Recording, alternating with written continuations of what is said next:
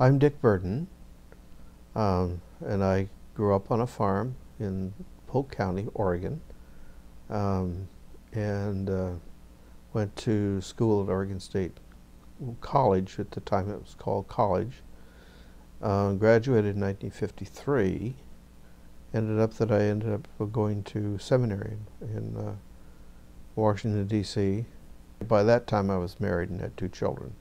There was another student that started the same year who they determined was gay, and they asked him to leave the seminary.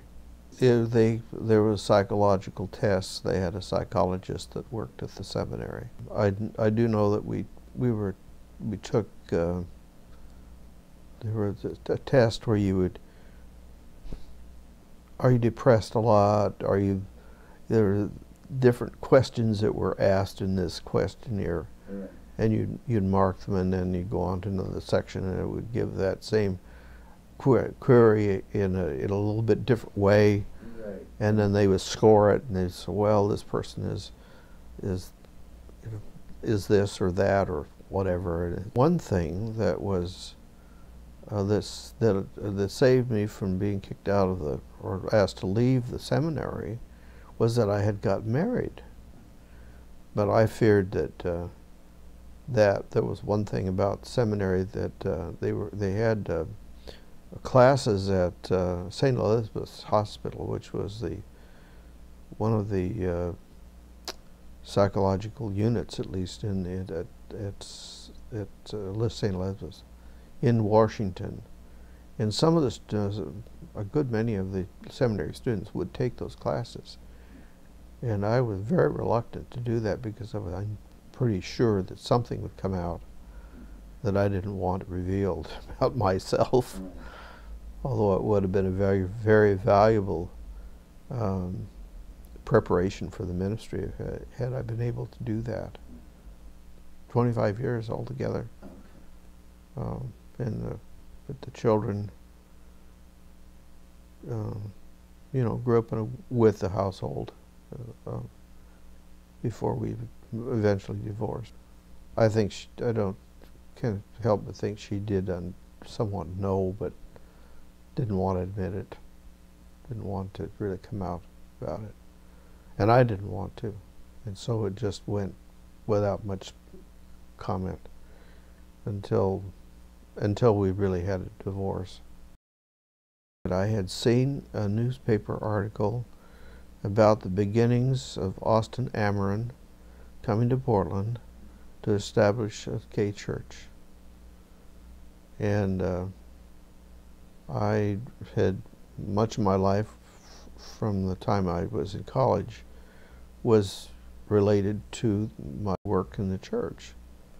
And so I remembered about that article, and then I did enough investigation to find out where the church was.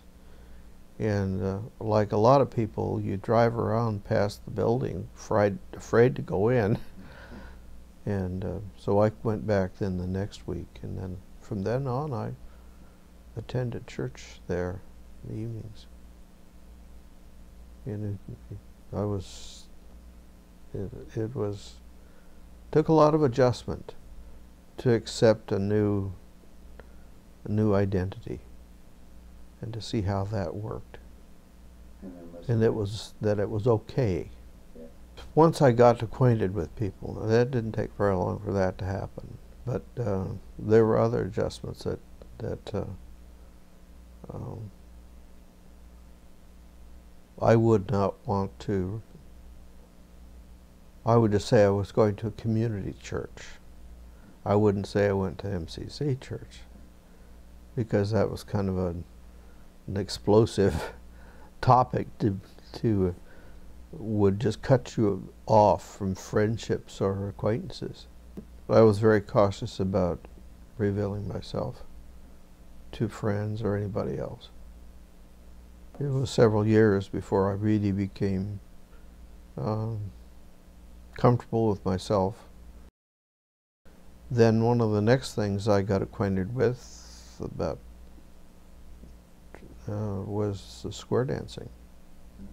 I started square dancing in the early 80s, at the very beginning of the gay square dancing. And so for 25 years I went to all conventions all over the country and into Canada and wherever it was.